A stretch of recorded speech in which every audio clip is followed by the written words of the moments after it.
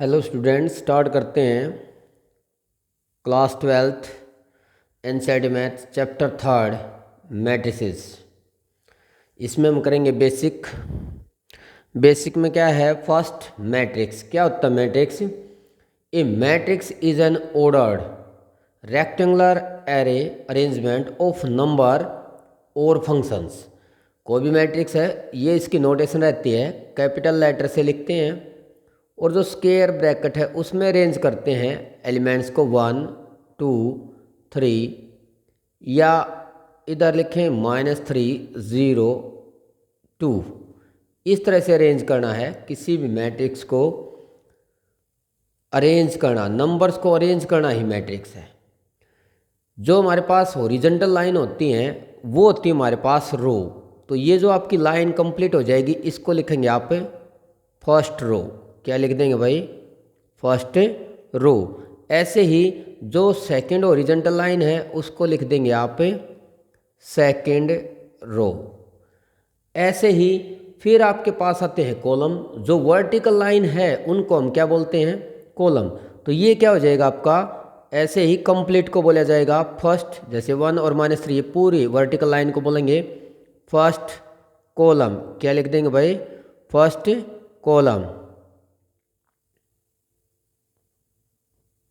और ऐसे ही इस और वर्टिकल लाइन को लिखा जाएगा सेकंड कॉलम। और नेक्स्ट को लिख देंगे आप थर्ड कॉलम। तो हमारे पास इसके अंदर 2 रो हैं और 3 कॉलम्स हैं। तो इसको यहाँ पे ऑर्डर में आ जाएगा, जैसे फर्स्ट रो सेकंड रो, तो 2 रो आएंगी, first column second column third और थर्ड कॉलम। इसकी नोटेशन क्या रहती है? स्क्वायर ब्रैकेट्स में रहेगा, कैपिटल लेटर से इसको हम लिखते हैं। अब आता है आपके पास में ऑर्डर ऑफ ए मैट्रिक्स। क्या होता है भाई? Order of a matrix. जैसे कि आपने पता लग गया कि इसके अंदर 2 रोज हैं। कितने रो हैं? 2 रोज लिख देंगे। और आपको पता लग गया इसके अंदर कितने? 3 कॉलम्स हैं। कितने कॉलम्स हैं? 3। तो फर्स्ट नंबर पे आता है रो, तो इसके ऑर्डर क्या हो जाएगा आपके पास? 2/3। फर्स्ट नंबर पे लिखा जाएगा रो, सेकंड पे लिखेंगे कॉलम्स, तो ये आ जाएगा आपका 2/3 ऑर्डर्स का। ऑर्डर्स के में आते हैं, नोटेशन आ गया आपके पास में मैट्रिक्स। अब ऑर्डर में क्या होता है? मैक्सिमम जो आपने मैट्रिक्स है वो कितने ऑर्डर का याद रखेंगे, उसी से काम चल जाएगा। 4/4 का याद रखेंगे। पहला एलिमेंट्स होता है A11, A12, A13, A14, A21, A22, A23, A24, A31, A32, A33, A34, A41, A42, A43, A44। ये आपके पास में 4/4 का होगा। मैक्सिमम मैट्रिक्स इसी में से हम लेट करेंगे। मैक्सिमम क्या होगा? 4/4। फर्स्ट नंबर जो है वो रो को रिप्रेजेंट करेगा, सेकंड आपका कॉलम को। जैसे यहाँ 1 2 है तो फर्स्ट रो है, सेकंड कॉलम, ऐसे पोजीशन को बताता है। 3 2 है, थर्ड रो है और सेकंड कॉलम है। ऐसे ही इसको हम लिखते हैं AIJ। तो आई जो होता है आयथ, तो रो होते हैं, क्या होते हैं? आयथ रोज। और जे को क्या कहते हैं भाई? Jth column. तो Jth कॉलम होता है, आयथ रोज होती हैं। तो फर्स्ट नंबर रो को रिप्रेजेंट करेगा, सेकंड आपका कॉलम को रिप्रेजेंट करेगा। तो इस तरह से जैसे A34 है तो यहाँ I3 है और J आपका 4 है। नेक्स्ट आता है आपके पास, थर्ड पे आता है टाइप ऑफ मैट्रिक्सेस। कोई भी मैट्रिक्स है उसकी टाइप है। अब टाइप पढ़ते हैं। फर्स्ट है कॉलम मैट्रिक्स। ये मैट्रिक्स कंटेन ओनली 1 कॉलम। जिस भी मैट्रिक्स के अंदर केवल एक ही कॉलम होता है, जैसे यहाँ लिख दिया मैंने 1 2, केवल 1 वर्टिकल लाइन्स है। ऐसे ही मैंने B को लिख दिया यहाँ पे -1 0 2। तो इसको हम क्या कहेंगे? Column matrix. जो ए है आपके पास उसके अंदर रो कितने हैं 1 2, ओरिजेंटल लाइन है 2 और कॉलम कितना है 1। ऐसे इसमें रो कितने हैं 3 हैं 1 2 3, कॉलम 1 ही है। जिस भी मैट्रिक्स के अंदर केवल एक ही कॉलम होता है उसको बोलते हैं आप कॉलम मैट्रिक्स। ऐसे ही सेकंड पे आता है रो मैट्रिक्स, जैसे कॉलम है वैसे ही भी इसके अंदर केवल सिंगल रो होगी और सिंगल रो होती है तो कोई भी मैट्रिक्स लिख दिया जाता है। जैसे हमने लिख दिया 1 2, या लिख देता हूं मैं b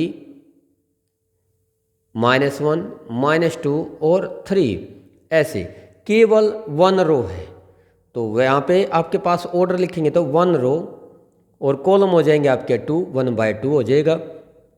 ऐसे ही इसमें 1 रो कॉलम हो जाएंगे हमारे पास में 3, 1/3, ये इसका ऑर्डर बोला जाएगा। केवल 1 रो है इसलिए इसका नाम क्या रहेगा रो मैट्रिक्स। ऐसे ही नेक्स्ट आता है आपके पास रेक्टेंगुलर मैट्रिक्स। जैसा कि रेक्टेंगल के अंदर होता है लेंथ और ब्रेथ अलग अलग होती हैं, यहाँ भी जो रेक्टेंगुलर मैट्रिक्स होते हैं उसमें रो और कॉलम अलग अलग होंगे। जैसे कि आपने लिख दिया भी कोई भी मैट्रिक्स लेते हैं 1 3 2, कैसे भी अरेंज कर दें 3 -1 0। आप मुझे बताएंगे इसमें कितने रो हैं। आपने चेक किया 1 2, ओरिजेंटल लाइन को काउंट करेंगे वो है हमारे पास 2 और जो वर्टिकल लाइंस हैं वो कितने हैं आपके 3, तो ये आए आपके 3। तो ऑर्डर हुआ 2/3, रो अलग हैं और कॉलम अलग, तो उसको हम कहते हैं रेक्टेंगुलर मैट्रिक्स। नेक्स्ट है आपके पास स्क्वायर मैट्रिक्स। स्क्वायर मैट्रिक्स क्या होते हैं, स्क्वायर क्या होता है जिसमें लेंथ और ब्रेथ सेम रहती है उसको हम क्या कहते हैं स्क्वायर मैट्रिक्स। ऐसा ही मैट्रिक्स में क्या होता है रो और कॉलम। तो आपके पास जैसे 2 3 3 2 या कोई अदर हम लेते हैं b, उसको लिख दिया मैंने 1 2 3 4 3 2 0 -1 3, ऐसे लिख दिया। ये इसके अंदर 2 रो हैं 2 ही कॉलम है तो कितना ऑर्डर हो जाएगा भाई 2/2। ऐसे इसमें बताइए आप कितने रो हैं 3 रो हैं, कितने कॉलम है वर्टिकल लाइंस वो भी 3 हैं, तो ये क्या हो जाएगा 3/3। रो और कॉलम सेम रहते हैं उस केस में हम कहते हैं उसको square matrix. If m/n matrix, कोई भी m/n मैट्रिक्स है तो when m = n, number of row = number of column रहेगा तब आप उसको कहेंगे स्क्वायर मैट्रिक्स। कौन सा मैट्रिक्स बोलेंगे उसको स्क्वायर मैट्रिक्स। नेक्स्ट है आपके डायगोनल मैट्रिक्स। अब डायगोनल मैट्रिक्स क्या होता है, a square matrix in which the non diagonal elements are all 0 are called a diagonal matrix. ये कहता है कि डायगोनल मैट्रिक्स क्या होता है, केवल डायगोनल के ऊपर ही एलिमेंट्स रहेंगे। नॉन जीरो एलिमेंट्स कहाँ होते हैं डायगोनल के ऊपर, और जो डायगोनल से अदर एलिमेंट्स हैं वो सारे के सारे क्या रहेंगे 0। अब डायगोनल में क्या होता है स्क्वायर मैट्रिक्स लिखता है, जैसे लिख दिया मैंने 1 0 0 7, 2/2 भी हो सकता है, या फिर आप इसमें b में लिखें तो यहाँ से लिखेंगे -1 0 0 0 -2, कैसे भी एलिमेंट्स ले सकते हैं आप 0 0 7। ये आपका 2/2 मैट्रिक्स है क्योंकि इसके अंदर आपके 2 ही रो हैं, 2 स्क्वायर मैट्रिक्स ही रहेगा, और ये रहेगा आपका 3/3। अब ये कहेंगे जी ये तो स्क्वायर मैट्रिक्स है स्क्वायर मैट्रिक्स भी है ये, बट इसमें क्या आपके पास में कि जो आपकी मेन कंडीशन है, मेन कंडीशन क्या शो कर रहा है भी डायगोनल मैट्रिक्स, यानी कि केवल डायगोनल के ऊपर एलिमेंट्स रहेंगे, तो इसलिए स्पेशल नाम रहेगा इसका डायगोनल। इसकी नोटेशन ऐसे भी लिख सकते हैं आप ए, तो DIJ डायगोनल्स, और एलिमेंट्स को लिख देंगे 1 और 7, ऐसे भी आपकी नोटेशन लिख सकते हैं इसमें, या फिर आप ऐसे भी दिखा सकते हैं इसमें, इसको भी B को भी लिखेंगे डायगोनल पे ही D डायगोनल एलिमेंट्स 1 -2 और 7, ऐसे भी शो कर सकते हैं। भी डायगोनल है तो डायगोनल के एलिमेंट्स है 3 हैं तो 3/3, 2 हैं तो ये आपके पास में 2/2 का रहेगा। नेक्स्ट आता है आपके पास में स्केलर मैट्रिक्स। जैसा कि नाम से ही है डायगोनल मैट्रिक्स को हम स्केलर लिख देंगे व्हेन जैसे A एलिमेंट्स है, स्केलर में क्या होता है जो डायगोनल एलिमेंट्स होते हैं वो सेम हो जाएंगे, जैसे 2 0 0 2 रहेगा स्क्वायर मैट्रिक्स, ये ऐसे B लिख देते हैं।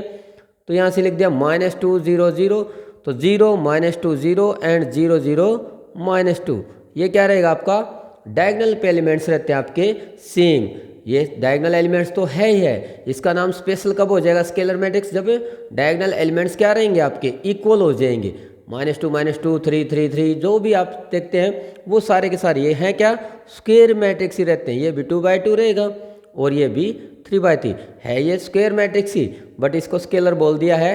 कैसे भी एलिमेंट सेम रहेंगे डायगोनल, इसको हम डायगोनल भी बोल सकते हैं। अब क्या है आपके पास में आइडेंटिटी मैट्रिक्स है। आइडेंटिटी मैट्रिक्स क्या होता है, ये भी एक डायगोनल मैट्रिक्स ही है आपके पास में। अब डायगोनल मैट्रिक्स है तो इसके लिए क्या रहेगा आपके पास, इसको लिखेंगे हम आइडेंटिटी को यूनिट मैट्रिक्स I2 या I3 या I1 ऐसे लिखते हैं। I2 का मीनिंग है सेकंड ऑर्डर की 1 0 0 1, जैसे कि नाम से पता लग गया हमें क्या है आइडेंटिटी, यानी कि इसके डायगोनल एलिमेंट्स वो क्या होते हैं 1 1 रहेंगे। यहाँ थे आपके 2 2, यहाँ 1 1 ही रहते हैं, है तो ये भी आपका डायगोनल मैट्रिक्स ही, बट ये क्या है आइडेंटिटी बोला जाएगा।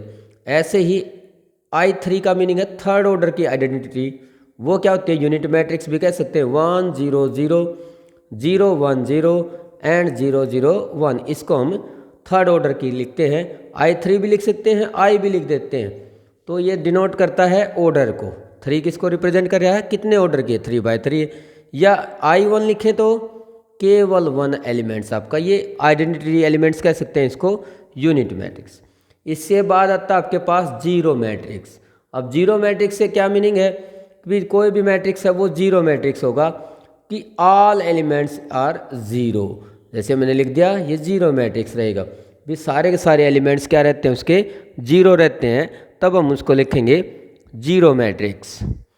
ऐसे ही नेक्स्ट आता है आपके पास में इक्वलिटी ऑफ ए मैट्रिक्स। कोई भी मैट्रिक्स है वो दो मैट्रिक्स इक्वल होंगे।